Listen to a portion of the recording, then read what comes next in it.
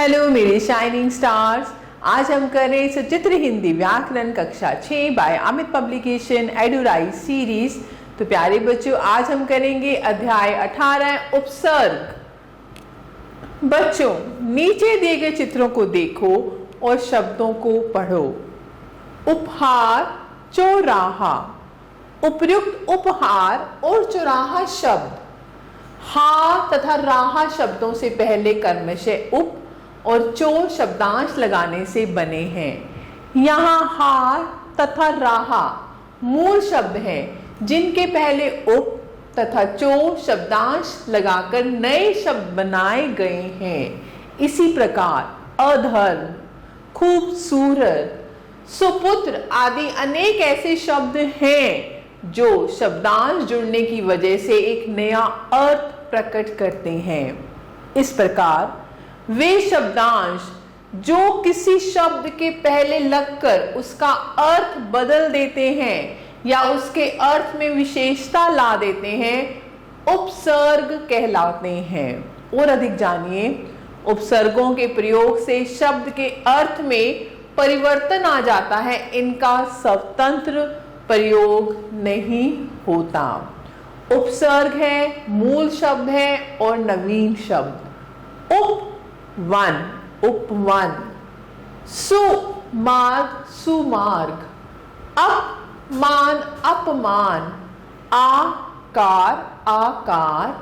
अवकाश, अवकाश। अनुकूल, अनुकूल। वन का अर्थ जंगल होता है, परंतु उपसर्ग लगने के पश्चात इसका अर्थ परिवर्तित होकर बगीचा हो जाता है। इसी प्रकार मार्ग शब्द का अर्थ रास्ता होता है, परंतु उससे पहले कु या फिर सु उपसर्ग जोड़ने से वह बुरा या अच्छा रास्ता बन जाता है। तो उपसर्ग के भेद। हिंदी भाषा में 3 प्रकार के उपसर्ग प्रचलित हैं। पहला है संस्कृत के उपसर्ग, दूसरा है हिंदी के उपसर्ग और तीसरा है उर्दू के उपसर्ग। तो संस्कृत के उपसर्ग, अब हमारे पास उपसर्ग है, अर्थ है और शब्द रचना। प्र यानी आगे, प्रवेश, प्रसिद्ध, प्रभाव। अ यानी अभाव, निषेध, अधर्म, अन्याय, अकर्मण्य। उप से छोटा, उपनाम, उपराष्ट्रपति, उपमंत्री। प्रति यानी हर, सामने या विपरीत, प्रतिदिन, प्रतिरोध, प्रतिशन। आ यानी तक या सहित, आगमन, आदर, आजन्म। अति से यानी अधिक, अतिशय, अतिरिक्त, अत्याचार। अप यानी बुरा या गलत, अपमान, अपशकुन, अपशब्द। अव यानी बुरा या हीनता, अवगुण, अवकाश, अवहेलना। अधि यानी श्रेष्ठ या ऊपर, अधिकार, अधिनायक, अधिशासी। अनु यानी पीछे या समान, अनुकरण, अनुरूप, अनुकूल। दूसरा है हिंदी के उपसर्ग। कुछ उपसर्ग हैं, उनके अर्थ हैं और शब्द रचना। अध यानी आधा, अधमरा, अधपका, अधकचरा। अन यानी निषेध या अभाव, अनसुना, अनहोनी, अनदेखा। उन यानी एक, कम, 59, 29, 49। नि यानी रहित या नहीं, निकम्मा, निडर। बिन यानी रहित, बिन मांगा, बिन ब्याहा, बिन बोले। भर यानी भरा हुआ, पूरा, भरपेट, भरसक, भरपूर। पर यानी दूसरा, परदादा, पर नानी, पर कोटा। अब हम करते हैं उर्दू के उपसर्ग। उपसर्ग है, अर्थ है और शब्द रचना। गैर यानी निषेध, गैर कानूनी, गैर हाजिर, गैर मामूली। ला यानी कमी या फिर रहित, लाजवाब, लावारिस, लाइलाज। बद यानी बुरा, बदतमीज, बदनाम, बदहजमी। कम यानी थोड़ा, कमजोर, कम अकल, कम बख्त। हर यानी प्रत्येक और प्रति, हरदम, हर घड़ी, हर पल। दर यानी में, दरअसल, दरकार, दरकिनार।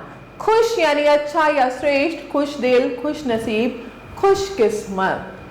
आओ दोहराएं। शब्द के प्रारंभ में जुड़कर उसके अर्थ में विशेषता लाने वाले शब्दांश उपसर्ग कहलाते हैं। उपसर्गों का स्वतंत्र प्रयोग नहीं होता, हिंदी भाषा में 3 प्रकार के उपसर्ग प्रचलित हैं। उपसर्ग शब्दांश होते हैं, शब्द नहीं। अब आपकी बारी, पहला सही विकल्प चुने, निडर। निडर को हम कैसे लिख सकते हैं? निडर। दुर्गम यानी दुर्गम।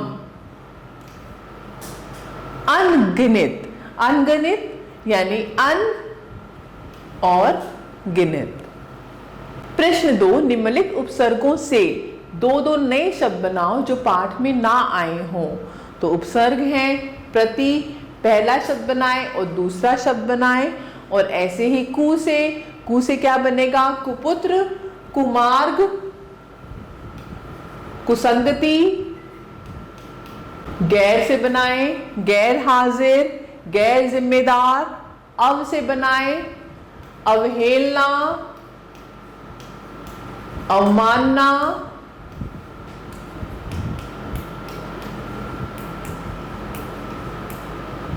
और ऐसे ही आप अ से बना सकते हैं। प्रश्न 3, निम्नलिखित शब्दों में से उपसर्ग या मूल शब्द को अलग अलग करके लिखो।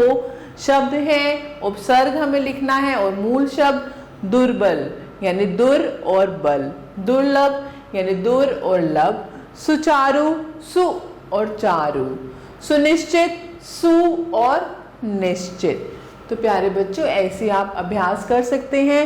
मैं आशा करती हूँ आपको अच्छे से समझ आया होगा। आप सभी बच्चों का तहे दिल से धन्यवाद। हमेशा खुश रहें और स्वस्थ रहें।